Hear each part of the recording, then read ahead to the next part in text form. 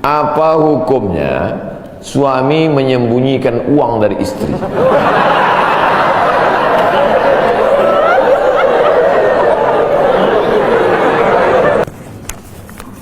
Bismillahirrahmanirrahim. Assalamualaikum Ustaz. Waalaikumsalam. Apa tips cara meraih kesuksesan yang berkah di masa muda? Ada anak yang kurang ajar kepada orang tuanya. Bagaimana caranya berbakti kepada orang tua yang telah wafat? Apakah anak ini masih dapat ampunan Allah Subhanahu wa taala? Assalamualaikum warahmatullahi wabarakatuh. Alhamdulillah, segala puji bagi Allah Subhanahu wa taala yang telah memberi kita nikmat iman dan Islam sehingga kita dapat dipertemukan lagi di video ini meskipun secara tidak langsung. Dalam rangka mengikuti video tanya jawab Ustadz Abdul Somad, sholawat serta salam semoga senantiasa tercurahkan kepada junjungan kita Nabi Muhammad SAW beserta keluarga, sahabat dan para subscriber channel ini hingga akhir zaman. Pada kesempatan yang penuh berkah ini, saya mengundang hadirin sekalian untuk menyimak dan mendalami video tanya jawab ini, yang insya Allah akan memperkaya keimanan serta pengetahuan kita tentang Islam. Semoga apa yang disampaikan oleh Ustadz Abdul Somad dapat menjadi bekal dan bimbingan bagi kita dalam menjalani kehidupan yang lebih baik sesuai dengan tuntunan agama. Mari kita simak video ini dengan khusyuk. Semoga Allah SWT memberikan keberkahan, rahmat, serta hidayahnya kepada kita semua. Amin, amin, ya rabbal alamin. Langsung saja kita tonton videonya. Tanya jawab bersama Ustadz Abdul Somad. Apa hukumnya suami menyembunyikan uang dari istri?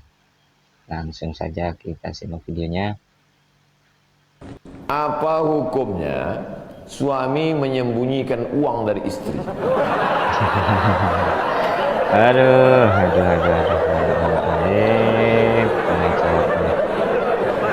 Bang, kata istrinya. Bang, ini duit apa bang? Duit sial. Oh duit sial, udah kusembunyikan kau dapat juga. Allah ya karim. Bapak menikah sama ibu, ibu menikah sama bapak. Apakah hartanya jadi satu atau harta masing-masing?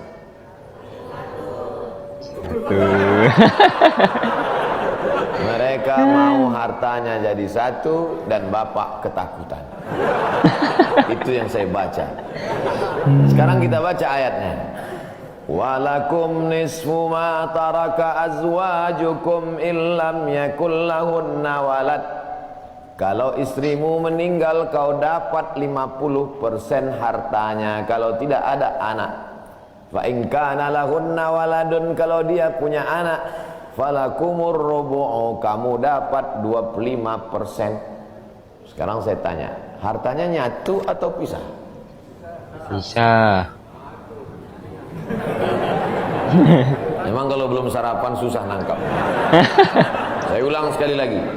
Walakum nisfu ma taraka azwajukum. Hai para suami, kamu dapat setengah harta istrimu kalau tidak ada anak. Fa in kana lahunna waladun, kalau ada anak kamu dapat 1/4. Artinya hartanya misah. Harta bapak beda, harta ibu beda. Ibu kerja, punya kebun, punya tanah, punya speedboat, itu harta dia. Bapak punya usaha, harta bapak. Meninggal ibu, 50% untuk bapak.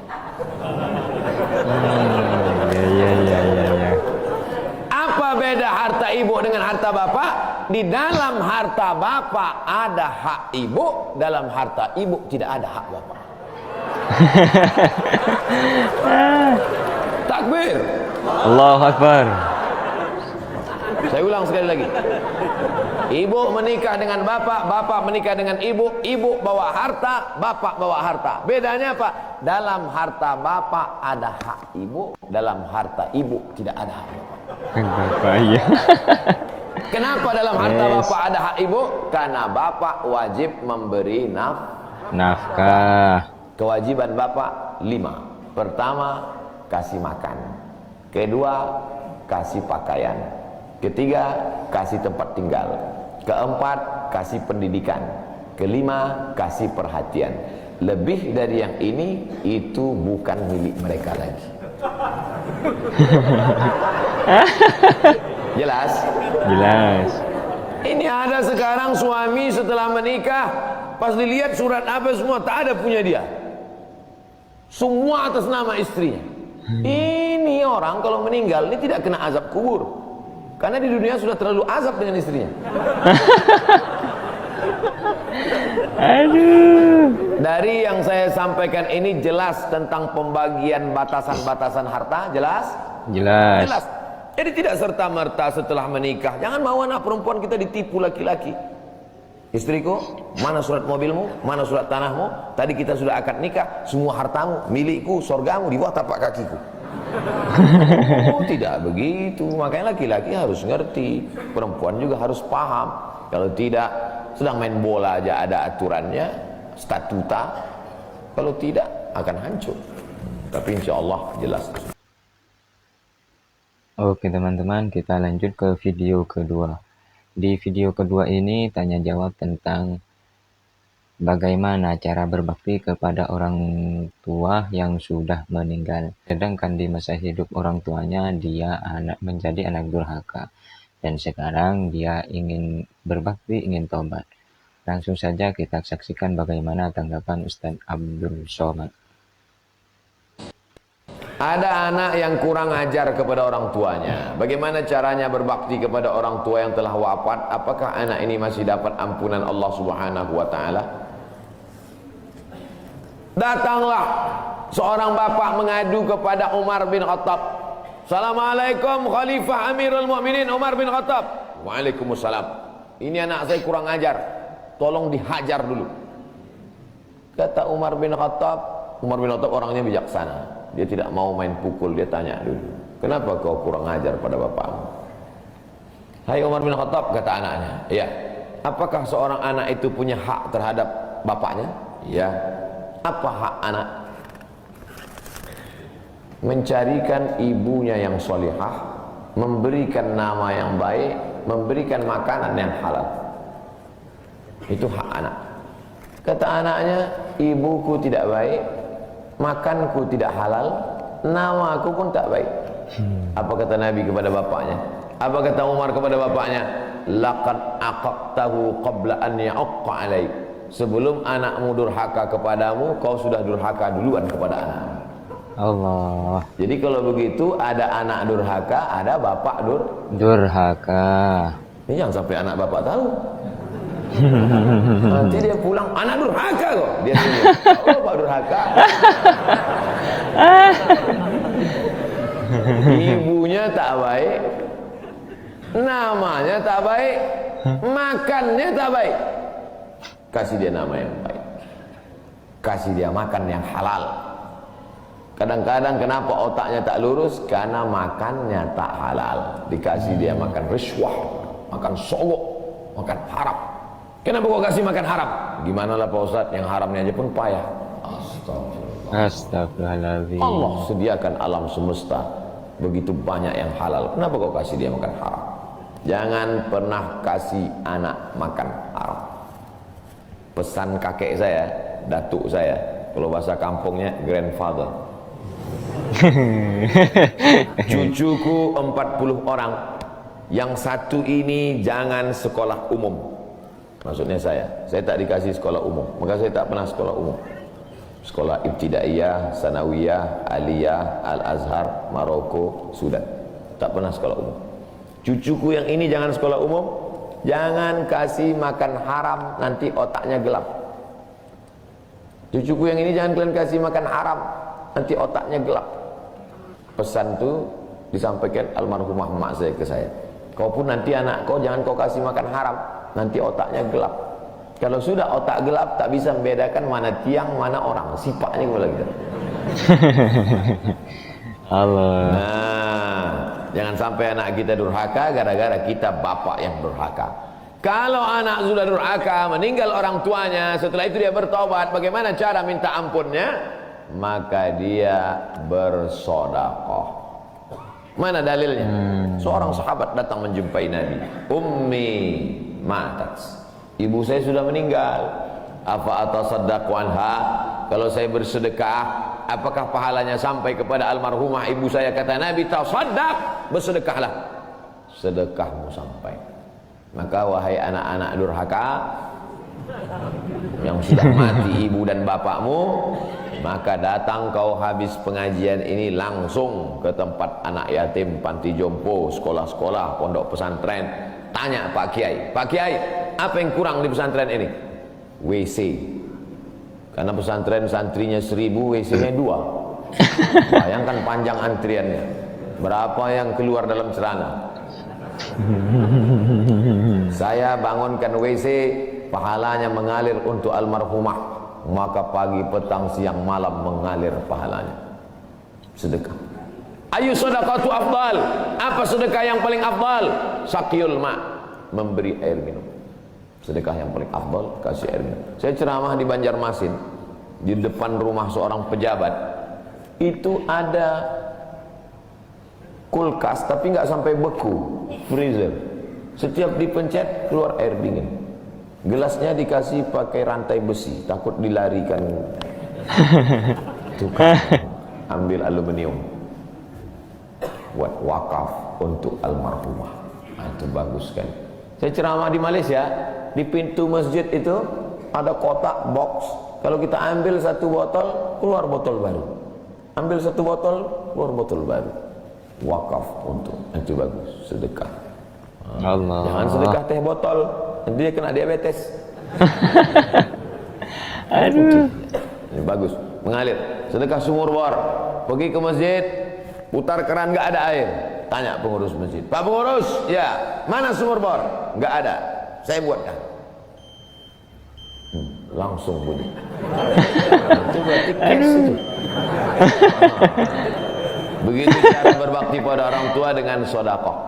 Tapi Pak Ustadz, saya jangankan sodakoh, makan saya pun Senin Kamis Pak Ustadz, doa Allahumma firlahu warhamhu wa'afihi wa'anhu. Bangun tengah malam, Rabbi firli wali walidayya warhamhuma kama rabbayani shaghira. Alhamdulillah, kita lanjut ke video ketiga teman-teman. Di video ketiga ini tanya jawab tentang apa tips meraih kesuksesan yang berkah di masa muda. Langsung saja kita simak videonya. Bismillahirrahmanirrahim. Assalamualaikum Ustaz. Waalaikumsalam. Apa tips cara meraih kesuksesan yang berkah di masa muda?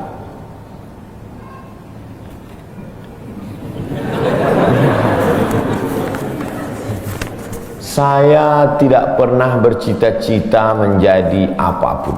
Cita-cita saya dulu cuma satu, bagaimana membahagiakan orang tua.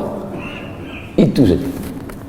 Ya Allah, aku sekolah, tak tahu dulu pulang mau jadi apa, yang penting bisa membahagiakan orang tua. Itu saja. Jadi setelah itu sampai, ya sudah, bisa menyenangkan hati orang tua, bisa, itu saja. Maka saya sampaikan di kampus-kampus kepada mahasiswa, kalian kalau belum bisa membahagiakan orang tua, jangan menyusahkan orang tua. Ini kadang baru ngelihat namanya aja di HP dah kumat darah tinggi emaknya. Kalau belum bisa membahagiakan dia, jangan menyusahkan dia. Maka saya di Mesir 4 tahun tak pernah saya minta duit. Tiba-tiba udah sampai ke Mekah.